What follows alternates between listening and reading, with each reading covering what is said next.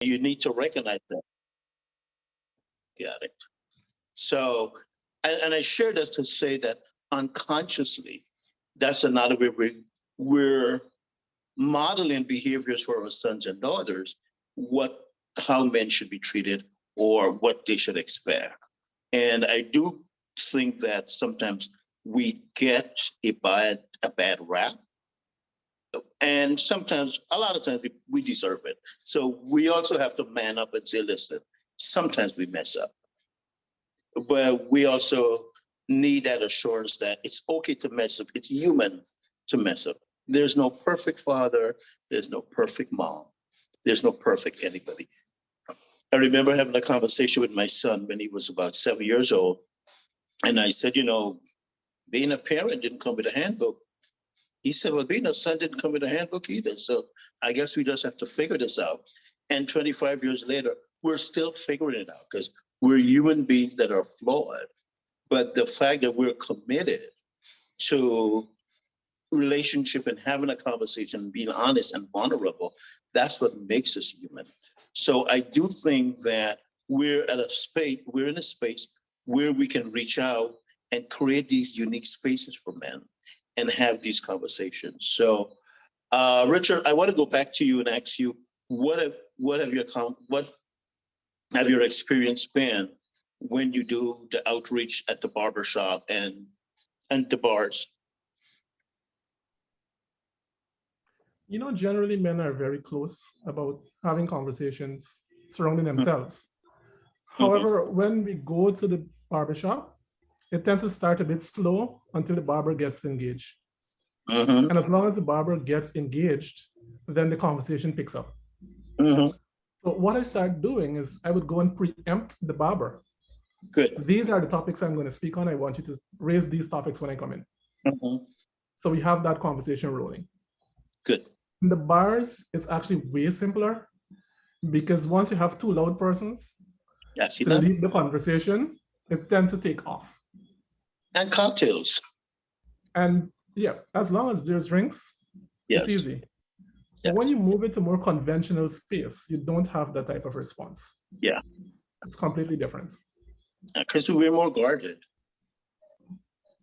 So hence the reason I think those are the spaces where men are more comfortable to have those conversations. And in the barbershop, it's not likely, it's once in a while a female may come into line her eyebrows. So it will be all men and the conversation will blow up. Similarly in the bar, what I found the guys would do is that if the topic is a bit too sensitive, they would dim it down and engage the female in the conversation. Okay. Once there's women in the bar, they're going to engage them into the conversation. And as long as the ladies get comfortable with the conversation, then it picks up back some amount of momentum and we go again. And women bring this dynamic perspective to the dialogue that really helps us to understand where they're coming from. And I think if we're engaging one-on-one, we kind of miss that.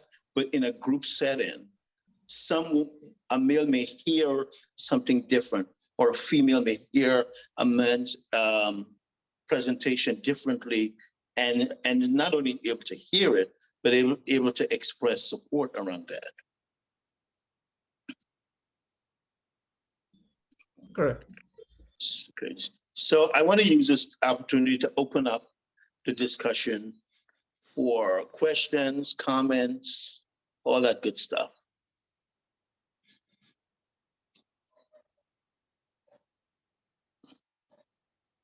I see we have 16 participants. We have 16, 14 participants. So feel free to unmute your mic and any burning questions you have at this point as it relates to mental health. This is your opportunity to ask.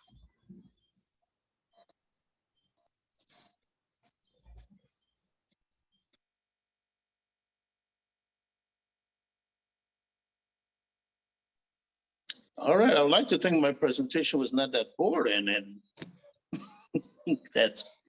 there's no response. Good night, everyone. Good night. How are you, Mr. Tull? I'm very well, sir. Thank you. All right. So I'm happy to be a part of this men's health forum because it's a lot of uncovering we have to do in terms of realizing what's the best possible solutions to move forward and to have men in that kind of position whereby they are conscious about what they're doing and conscious about the kind of solution that they deserve for themselves as well. Because the reason why I said conscious, because a lot of times unconsciously we know what to do, but when to take action, we like, nah, that's too forward or some other thing. So I'm very happy to be a part. Thank you. Anyone else? Yeah, good night, everyone. Good night. I came in a bit late. I was doing something and I kind of forgot. So when I came in, I heard you mention some stuff. I was thinking, right? Now as a young person, right? I'm just asking for your advice on this. What would you do in this situation? So I'm a young person, and being open up is kind of a challenge, right? I'm not saying me, but I'm just speaking for someone else. That's been a challenge, open up and so forth. So me as a young person, as a young man, open up, and females may hear I'm an open person, I may speak on certain sensitive things and so forth. Um, wouldn't you, okay, some female may find that weak, and they may start to say that this person or this young man is a weak person, and he may be, in the other direction. If you understand what I'm trying to say. I understand So what you're trying to say. just being a man and being open up, you may be seen weak in the community. Okay. How old are you? Pardon me? How old are you? Oh, I'm 26. Oh, Okay, not me. so I'm open up, but I'm just saying. that's okay. It's I would my 52-year-old self will tell your 26-year-old that reality is, and you may learn this in time, your vulnerability is your superpower.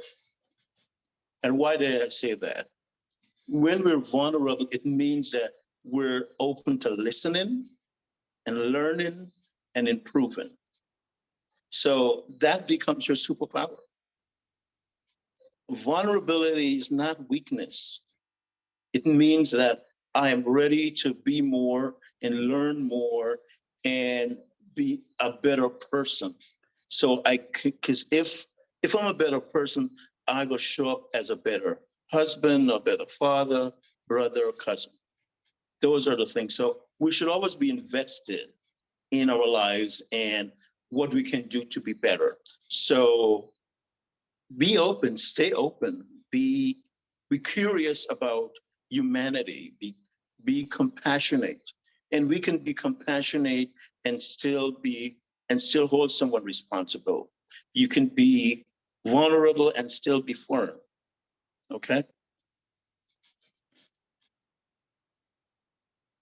Yeah, thanks. You're welcome, sir. Okay, I'd raise my hand hoping that somebody would notice and give me the cue to speak. But so thank you very much. I'm not aware that they had Tull consultancy in Guyana, and that's a relief for me because I've been very concerned for a long time that we women always find somebody to go and vent, somebody who will listen to us, who would help us to deal with our pain and the baggage that we brought into our relationships and our marriages and so, right?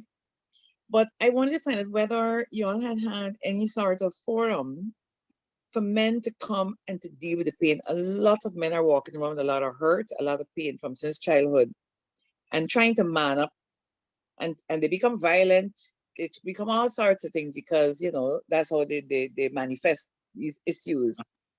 Do you have any such forum where you work with men to help them to heal, to help them to address what it is that they've been carrying so they can really unburden themselves? Richard have a program that addresses that.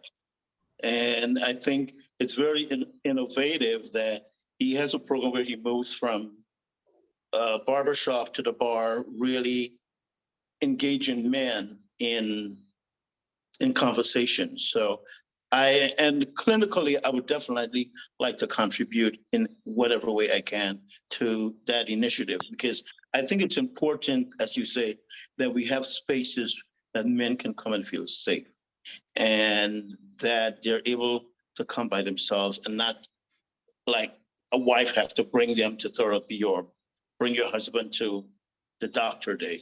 If we create spaces for men, they will show up. And I think a lot of healthy spaces are the barbershop or the rum shop. That's where we congregate. That's where we're vulnerable. And if we can reach out to men there in their comfortable space, we will get really good responses. And I think Richard could speak more to that. Before he does, I just wanted to comment that I've been part of the barbershop thing. I know when they were trying to reach people during the HIV and AIDS campaign outreaches, those were considered, friendly spaces and so. But what I'm talking about is a little more than that, because they open up a little bit more there, but they don't really go deep in. They do not go deep down, and admit a lot of stuff. And I'm thinking that we need smaller spaces where you have like something like 6 or 8 men come in. I know there was a model that we had used when we were working with people to help those to work with those who have HIV/AIDS, and so where people came in and they themselves went through the process of healing, of confronting stuff, and so they were better able to deal with others. Whatever you call it, however you do it, I still think I would love to hear that we have sessions where at least 8 or 9 men could be in a room talking and really venting and making themselves vulnerable and talking, because half the time in the barbershop, from what I've seen and what I've heard, they go through all the cricket scores. They could tell you who had the record, who shouldn't be any West Indian team or whatever. Talk. They got all the facts, they got the figures in basketball, whatever. And you get some of this stuff, but a lot of the real stuff doesn't come out there. It doesn't come out there. So maybe what we can do is invite some of the men that we meet at the barbershop and the sports bar, to invite them into a more structured space. Yes. And continue to have those conversations, because you have to think about that we're asking men to make this paradigm shift and change. These kind of shifts are incremental, not monumental.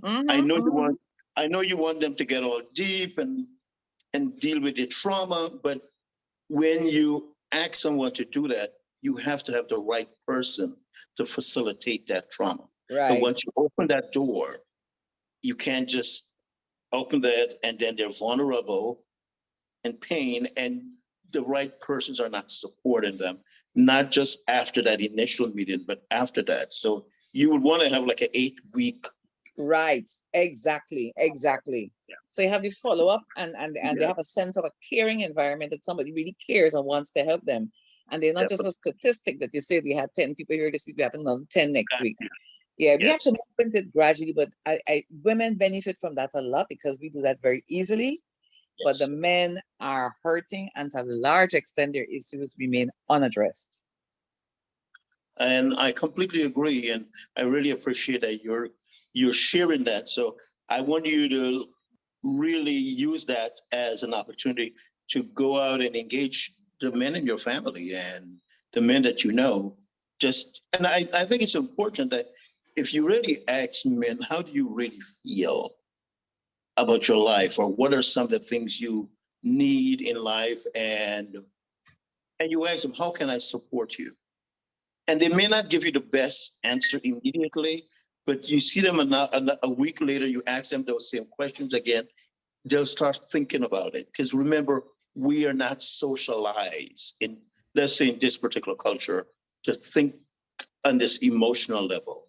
So you're asking someone to dig deep, so you have to be very gentle when you do that.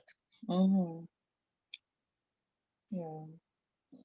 Actually, I'm working with some men to begin a number of initiatives in that direction, but mine is going to be church-based. We want to work with some guys in church, get them counsel themselves so they can turn around to be able to help other people. It's going to be a long haul, but we're starting. And we're going to Why be don't having you, hmm? why don't you start with the guys at the barbershop? No, but I want to focus on the environment that I'm familiar with and where I'm seeing the greatest need. And a lot of times in church, we do church, we praise the Lord and we say, God bless. Oh, pray, brother. But it needs a little more than that. So I'm gonna focus there. I spend a lot of time working outside of the church, we're doing other stuff, and so, but now I'm focusing on the church and helping our men in there to be able to, deal with this stuff and confront, and then some of them turn to be counselors to help other people too. So Okay. that's where I'm at. Well, I'll be here for the next 3 weeks. So if you want to meet and pick my brain, I'll be more than willing to offer some assistance. Okay. I'm not even in the country. That's the other thing. I saw this thing, Maggie sent it to me this afternoon. I said, whoa, just at the time when I'm beginning to work with these guys on this stuff, I'm seeing this. So I'm not in Guyana at all. But I mean, I'll keep in touch. I checked you on Facebook. I know you exist there. So I'll Definitely, find a way as we definitely. go along. But thank I you would very appreciate much. that. You're very welcome. Anyone else? Where are the other young folks?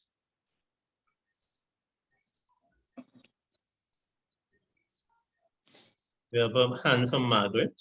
Yes, Ms. Lawrence. Thank you. Good evening, everyone. Excuse me for being a bit late. So, Mr. Tull, I missed some of your presentation. Can you deal with men and rejection? It's a serious thing now. I feel normally we have a saying in Guyana: they can't take blow. Man like give blow, but they can't take blow. Which boils down to mean rejection. Rejection and mental health. Could you address that, please? In specifically in what way? That's pretty broad because I think we all experience rejection. That's just life. Yes, But if rejection and violence, because basically people would say the reason why men hit out to the women, they experience gender-based violence comes down to rejection because they give blow and they can't take blow. well, I think that men have to have honest conversations about integrity. Okay. And until we're able to have those conversations, what integrity looks like, as you say, giving blow and can't take blow. If you have integrity, then you don't have to give blow. If you say you're a man, you need to be responsible, be conscientious, show up, do what. If you say you're going to do something, do that. And those are the kind of conversations that we can have with men. In the men group I run, I have those conversations. There's a question I ask men: are you the man you want your daughter to date? And it really stuns them when that question is presented, because it really, and I challenge them to be like very honest about that. Are you practicing the same things that you would want a man that's dating your daughter to be doing? And are you that man today? Which goes back to what you're talking about, giving blow and getting blow and being able to receive that and not respond in violence. But those are the kind of questions that you would work with men in a group about, and just to get a sense of where they are. And is the fact that I give blow, does that make me more of a man? Or am I perceived more of a man in my community because that's what I'm doing? Okay. So being someone of integrity and being committed to one person and building a life with that one person, a family, isn't that a better representation of manhood? So, and because remember, as young men, these are the messages we get. And mothers, you guys give your sons these messages. You tell your daughter, don't Don't be bringing any man to my house. But you don't tell your sons what kind of women to bring to your house. And you don't tell them how to treat women and be respectful to women. Okay? I'm Guyanese. I remember growing up here, and I come from a pretty large family, and in the community I live in, I remember mothers telling young women, "That's not my son, child. My son wouldn't go with you," blah, blah. So when you're defending your son like that, instead of insisting that he mans up and be responsible, we're giving them a way out. So we also have to think of what are the messages we're giving to young boys. Now, if you have a teenage son and he comes home with a girlfriend this week and another girlfriend next week, and you're like, oh, they're young, they have to play around and they have to find themselves. Do you tell your son, listen, you can't bring more than one girl to this house at a time. So you decide which one you want to bring, and that's it. Because you're not going to allow your daughter to show up at your house every week with a new boyfriend. So I just want us to be conscious of how we contribute to that. What do you think about that?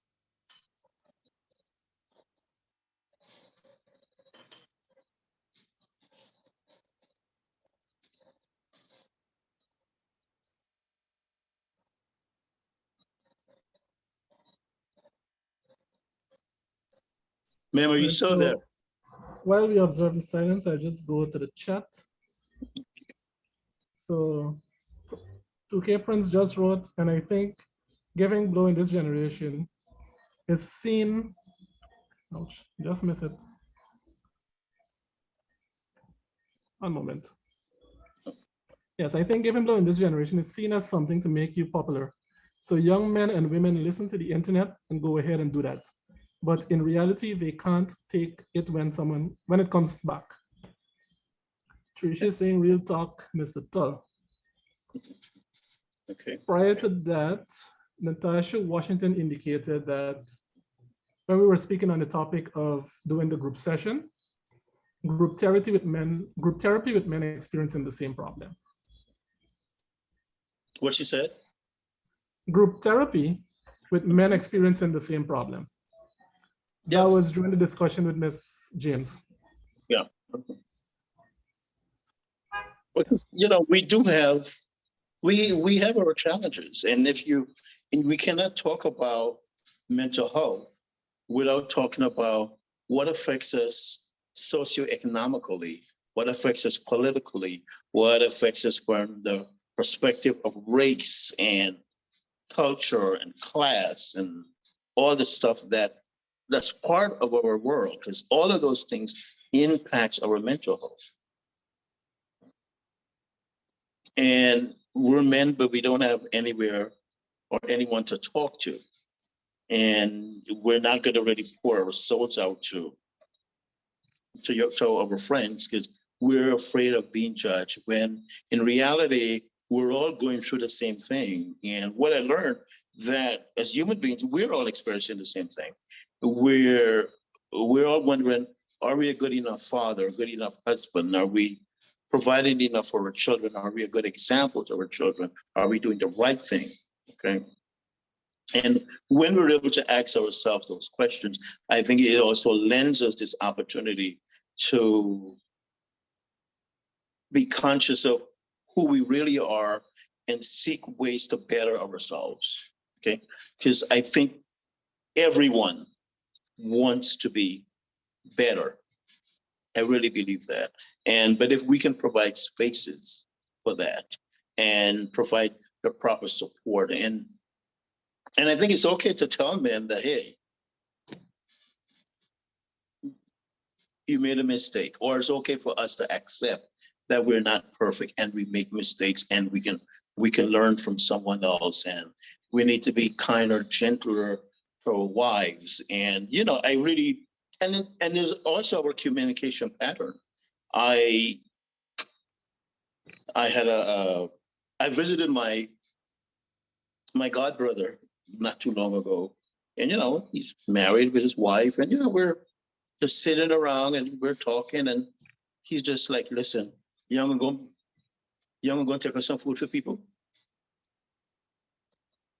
And like, I had to respond to that.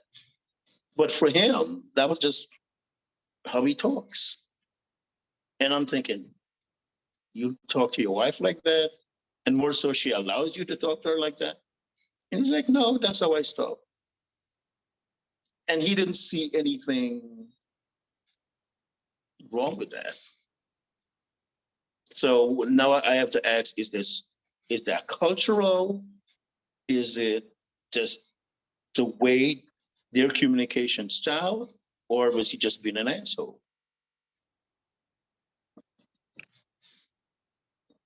What do you think?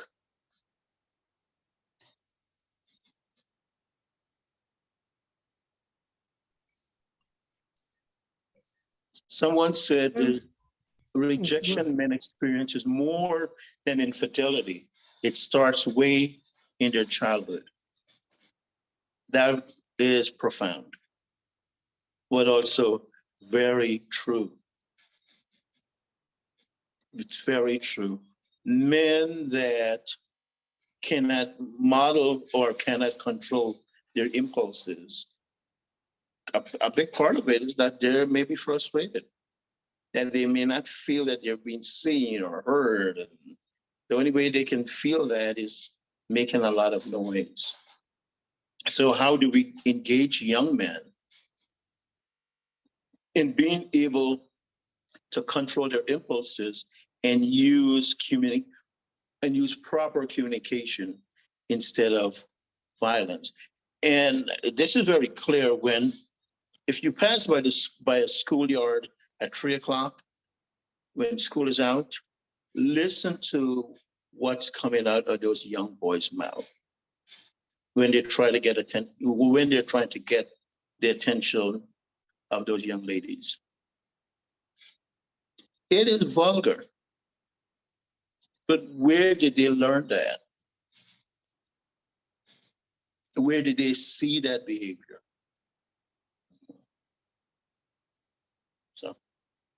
So we have to do these interventions early.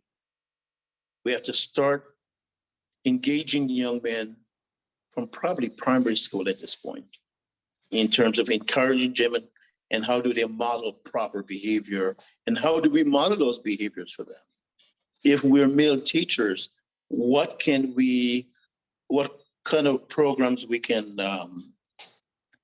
have in school, like after school programs or rap sessions with young men about manhood and about sex. That's another topic. Someone raised their hands. Go ahead. Yes, thank you and good evening, everyone. I joined in a bit late, so I missed the presentation, but I am here catching up on the discussions. I was the person who wrote in the chat concerning the group therapy, same problem that the men would be experiencing. That was when I think Mrs. James was talking about doing sessions. That's important. The reason being, men, as we all know, they're not open to certain discussions, and you would find them being more comfortable in a smaller group where they can share their problems that are same or if not similar. And a way like that, you can have a breakthrough, or you would find them sharing more. The barbershop thing, that's a different story. They talk among themselves about different things, but when it comes to problems where they're more hurting, you would have to get them in smaller groups. And I think that's what she was referring to when she also said they're going to be doing like training sessions for persons, and then like probably a training thing. However, I came in at the right time when I know here you're talking about having them from a young age where we can deal with, this thing. So we know in our society, boys are socialized different from girls, and this thing starts from childhood where they're socialized where they should not, express how they feel, because if they cry, they call a sissy, blah, blah. And that suppresses their emotion that they're supposed to rightfully express. And that emotion now can turn into where they would grow up to want to be this macho man. So they're strong and, that they're supposed to express, instead of that emotion that is supposed to be expressing that anybody should, they're going to turn to, that's why you got the domestic violence. You have them not being able to, as I think Margaret spoke about the blow thing, because they're not being able to express the emotions that they should express. So I'm thinking it's from the socialization that they get. And it's important, as you're saying, from a younger age in the schools, they can factor in certain programs so that they can grow up now to understand. Just as you were saying with your God brother, I think that you visited, the way in how we speak, and way how they help them to love, to have that love for the opposite sex, and these kinds of things is very important. It should be factoring from an early age so that they would be able to understand, besides what is going on in the home front, because there are a lot of issues which we know, and sometimes it's from within the home.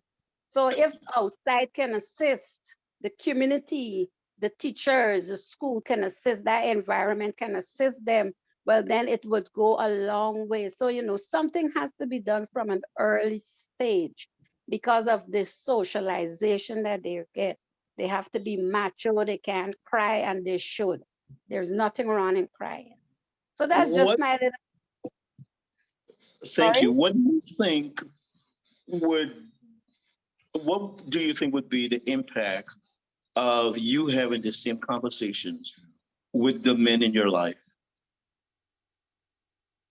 Actually, I'm a social worker. So and that's what I would encourage, being around the men that, that I consider, whether they're relatives or, close to me. Mhm. You would have, you try to um, put them in get them in a comfortable place or space where you can, have an open discussion. Sometimes you can get information out readily. Sometimes you gotta dig until you get, but that can help, at least. For example, you would find, it may be a little different in what we're discussing, but it's related. It's like, for example, you have men where women find that their husbands, you got a problem getting them to seek medical attention. I would be behind them all the time to go. And the reason they're not going, I don't know. God in heavens knows why, but this happens across the board. Many women, you would hear they express the same thing. And you would be right there, it's your husband, and you're trying to get them, they're not going until something drastically happened. Then they would want to crawl and go. So having that conversation with them sometimes even before, it don't always work until something happens. It's like an action and then a reaction. So sometimes we also talk, and some men can be very stubborn, which, I'm not putting anything, but they could just be stubborn. You can be talking to them and still they're not listening. So sometimes we too get that challenge in it, being able to convince them. But it can go a little ways.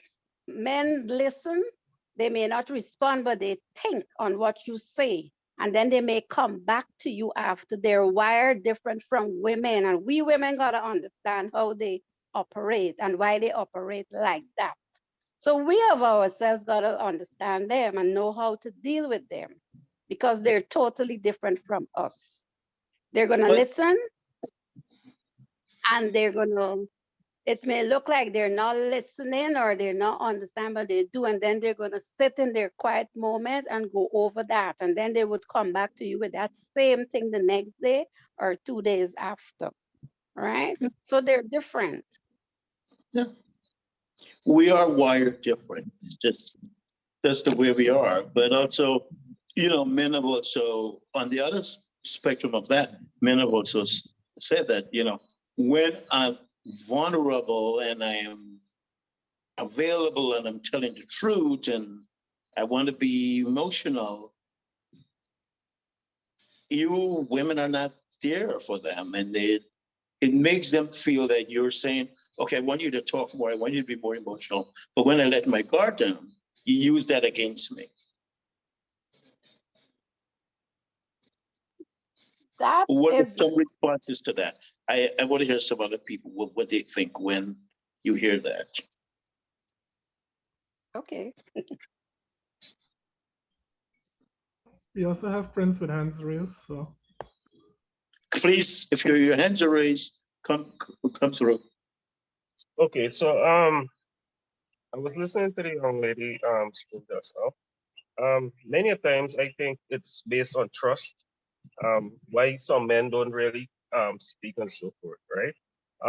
We may have person in the community that are there to speak to, but we don't trust them because maybe sometimes someone may have went to them before, and it happens so that the person may say something to them, and the whole community or the whole village would have ended up and heard your story. So I think that we need to have that trust, and we need to have person that who may be confidential in what you're saying to them, so that no, they the only person and you would know exactly what you're going through. So they, not you, them, and everyone else. And that is important because I think if someone becomes vulnerable and trusts you to share something with you, I think it's just morally responsible to respect that they really went above and beyond themselves to share that part of themselves with you. So I think it's important that we respect that and honor that in a confidential manner.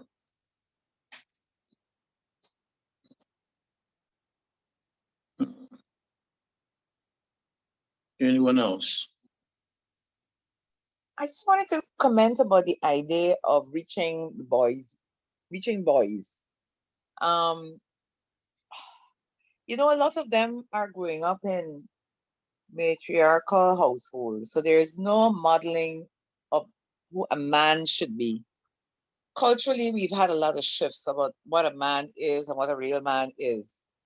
And so boys are getting mixed messages. They look around and a real man's supposed to have at least 2 women. You could beat a woman, you could work if you want. Where some men know they're responsible, they're committed, they have to work, maintain your family, behave a particular way. The socialization has all been messed up. So a lot of these young guys coming up don't even have the benefit of a grandfather in the house or anybody to learn from. And one of the things that worked many, many years ago was working with coaches. If you get the coaches to understand, if they themselves understand, as they share with young men in sport, because it's easy to get their attention when they're involved in something that they're enjoying. Correct. And so as the coach, you could pass on a lot of stuff. I know as a former coach myself, I was able to share a lot of life skills with the people that I was, training and stuff. And it worked a lot for the boys because I hear stories of big men who said that if it wasn't coach so and so who pulled me in and reined me in, I would have made it, right? And so we could begin to maybe train some coaches, make sure you sort them out too, because there are stories where some of them molested boys too, right? And girls. So we have to be able to filter that and be able to train them so that they can impart this as they go along, because that's the only place that some boys will belong to in a male environment. There'll be no sense of belonging because the teacher for the class might be a woman. There are many women teaching. But in terms of the football or the cricket or whatever, they will encounter male leadership. And a lot of them cannot deal with male leadership structures because not accustomed to it. You see? And so if we work with coaches and those people who have interaction with the boys, it will help them to be able to reach them. Yeah, and I think one of the things I do is to have intergenerational conversations, bringing men of all ages together, Right. between the age of 18 to 50, and just think of the wealth of knowledge that can transpire between a 20-year-old and a 50-year-old. The advice that you can get really could be important. And I've been in those spaces where 50-year-old men were telling 20-year-old men, like, okay, I know you think you're a man and you want to go have a child, but how about you get an education, start your career. So when you're ready to have a child, you're financially prepared and you're more emotionally prepared for that experience, because being a father at 20 and a father at 30 are two very different things. And I think in our community, we put this emphasis on men to go out and have children, but we give them no support when they have these children. Like who taught, can they balance a checkbook? If you're gonna have a child, how much money do you have in the bank? Is this a planned pregnancy? Those are the kind of conversations that 20-year-old and 18-year-old men can learn from 40 and 50-year-old men that have probably been through that process, even though it's a generation apart. But really, how do I support you in the throes of fatherhood? How do you support a 21-year-old man that's a new father that is perpetually scared every day? Because when you're a parent, you're scared every day. When you become a father, you are really scared because it didn't come with a handbook. We don't know what we're doing. We don't have a whole lot of support out there for men to tell us, okay, well, this is what you need to do, and that's just how you do it. And maybe instead of going to the bar after work, you kind of get a second job or go home and spend time with your children. We have to be, and parenthood is more than just providing financially for a child and for our children, because I've learned and I've had these experiences with parents that were divorced or they're no longer together, where the mom probably have a job and taking care of the kids, but the dad, he doesn't have a job. So she doesn't allow him to come and see the kids. And the dad may want to come and see his children, and he could probably be a babysitter. If the mom is at work, then you have the kid on the weekend, give mom a break. And even though the men may not be able to contribute to that child financially, just the child being with him and spending time with him they're learning new things. They're getting to know the parent. They're getting to know life from a different perspective. So it's really a challenge to encourage women to look at parenting, and I'm not negating the importance of financial support. But if that man don't have a job and he wants to come and see his child and spend some time with the child, take the child out to give you a break, that's an opportunity for you to relax. But it's also an opportunity to keep this child in his life. And maybe if he has this child in his life more often, it will inspire him to do better. So we really have to look at how we show up as parents for our children and how we show up when the parents are no longer together. Are we going to make this about us, or are we going to be adults and really find ways to support our child? Or how do we take care of our children, knowing the fact that we're no longer together?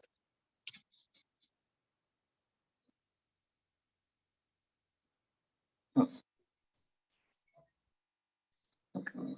All right. We're a bit over the 7 o'clock mark. Yes. And I know you really wanted to make a hard 7. Our chat room has been lighting up with some very interesting comments. We could go for a few more minutes. If the discussion is going to be robust, why not? I am thinking we may need to do a part 2 of this as well. I see That's Tanza with a possible. raised hand, so I'll let her Someone go have their first. hand raised. Right.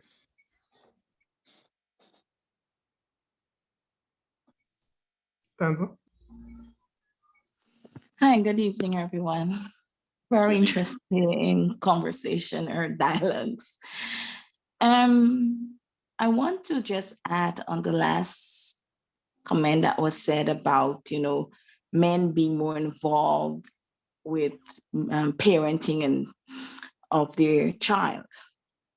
So I want to say that for me, I see it as a cultural something for us in Guyana here, where it doesn't matter if you are there or not as a father, because someone picks up the slack somewhere, some godparents, some grandma, some, somebody always picking up the slack somewhere. Now, I would like to, so I will come back to say it's about a culture, and it's about also the structure. There is no legislations in place for even governing some of the things that we have to go through in our household. You might say, oh, that's it, my private home, but I'm thinking, for example, in China, because I lived there for a few years, it is mandatory and it's law that when a woman is pregnant, the father has maternity leave, just like the mother. In this case, what it is doing is psychologically to this man is making him feel like he's pregnant, so that he would now feel and take on the responsibility of what that woman or his wife or whoever she may be is going through. So he feel attached to this pregnancy also. Another thing that they have as a law in China for that, it's that all the hospital visitation, the man is allowed to get that day off to go and be a part of that. If they have a program where they have this, call it a baby pre-care, yes, it's called pre-care for pregnancy. The guy is allowed to be there, take time off. Nobody laughs at him walking in with his wife, because there are many other guys there, because that is cultured. So for me, it's about our culture, and it's about our governance too. So that's all I will add to that. Thank you.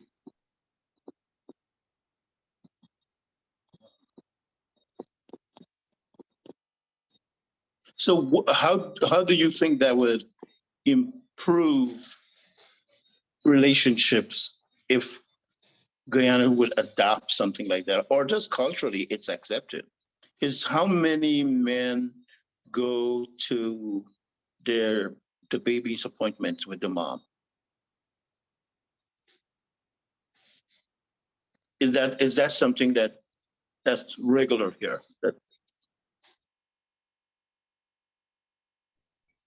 If I may say, in the region, it's not only in Guyana, men may go, but they would sit in the car park and wait. Okay. And even if they go in with the wife, they will sit at the bench. The wife practically have to force them or coerce them, encourage them to go in to see the doctor, to be present. I think that type of legislation, I 100% agree with that point, because it's a sense of appreciation. And we're dealing with men and mental health. And, we have to, there's a discussion about gender and equity, and we are all humans. We all have the same desire in terms of being appreciated and loved. Simple things, and we make jokes about it all the time. The pomp and ceremony that is carried out for Mother's Day as opposed to what is done for Father's Day. Many of us recognize our father's birthday or the males in our life for their birthdays, those type of things. But the boys, your partners will buy a bottle or two to help celebrate you. Your children or your family at home may have to remember, hey, you remember today is your uncle's birthday. Call him and say happy birthday, and that might be it. A call, a happy birthday. Whereas when it's the female persons in the household birthday, they come into your wallet. You have to give my 20th birthday coming up. So those type of things. We need to, when we're talking about men even sharing how they feel or feeling appreciated, we need to create those spaces. Yes. The bars and the barber shop. But how about creating those spaces in their homes, within families, where men feel appreciated and safe enough that they would want to share? And also where men are validated. Every human being needs validation. everyone. And imagine the challenge for a father that lives in a house that's providing and don't feel validated or appreciated.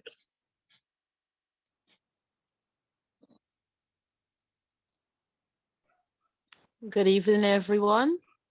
I Good just want to evening. say that this is an excellent topic.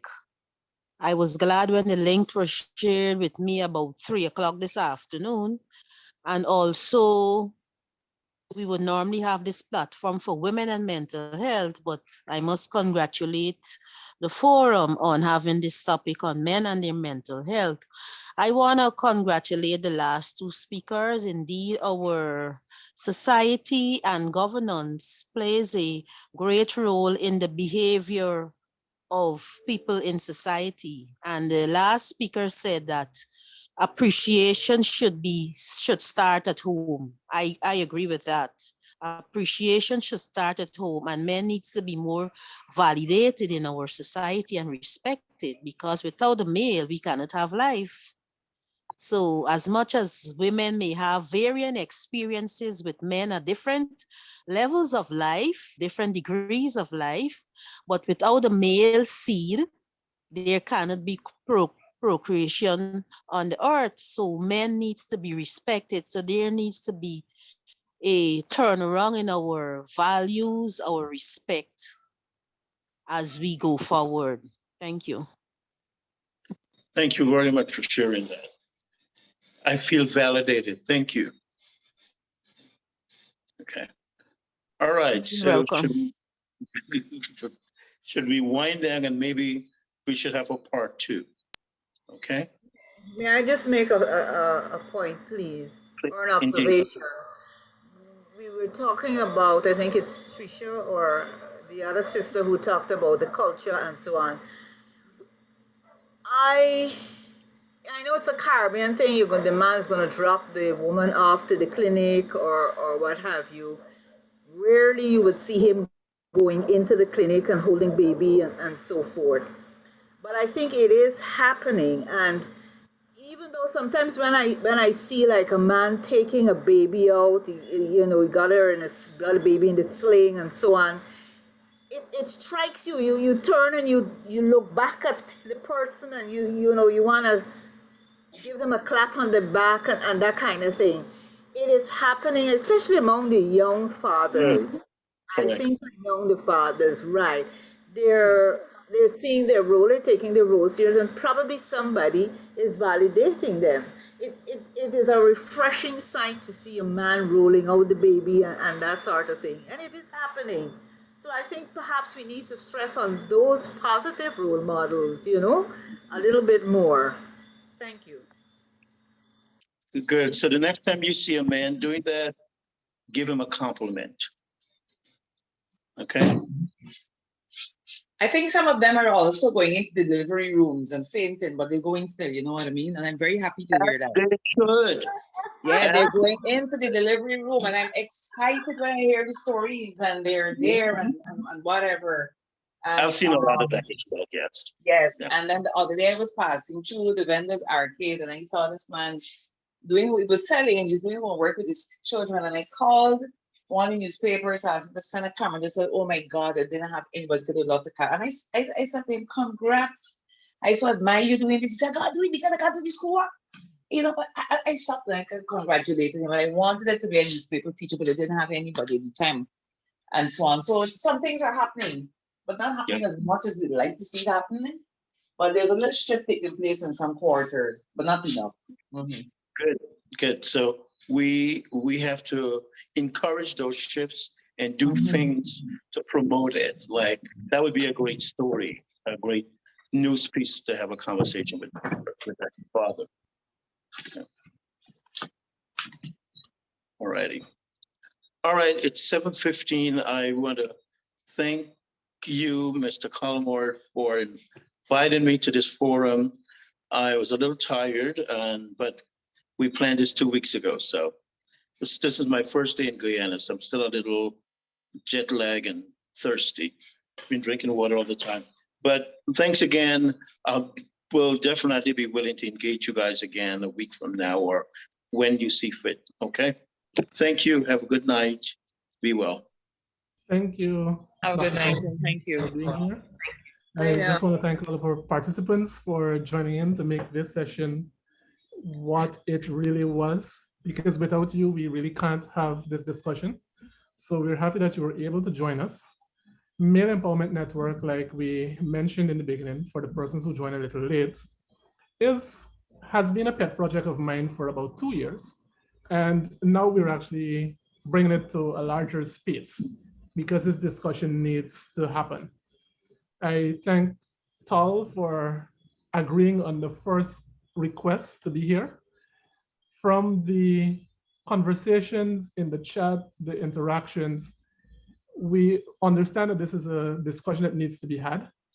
So I'm happy that you're accepting to return for a part 2, because we need to continue this discussion as well. We will be having a series of other activities currently we're focused within regions 4, 6. We're adding region 5 and 3. And as we acquire resources, we may be looking at other regions within the country as well. For now, within the virtual space, we're doing once per month. But just for this session, we will do a part 2 before the end of June. As long as we can agree on a date and availability, we will start our marketing as soon as possible. Okay. That being said, thank you all and continue to stay safe. See you soon. Could you Thank share you. your contact information, please? Some means if it's email or whatever it is, at least we have something, because you will need to know how to reach us. I barely got this from Maggie today. So, So I will just type quickly in the chat. Male Empowerment Network is on Facebook, so you can search for the organization there. My contact is 687-3109. And 1 minute for the email, it's relatively new. 3109. 687-3109. Good. And our email is men592guy@gmail.com. Good. 592GUI. Yes, men592guy @gmail.com. Okay. All right. And Good. I Thanks a lot. also I share that added in the my chat. email. I also added my email in the chat as well. Okay. Okay. Good night, everyone. Good night. Night, everyone. Thank you. See.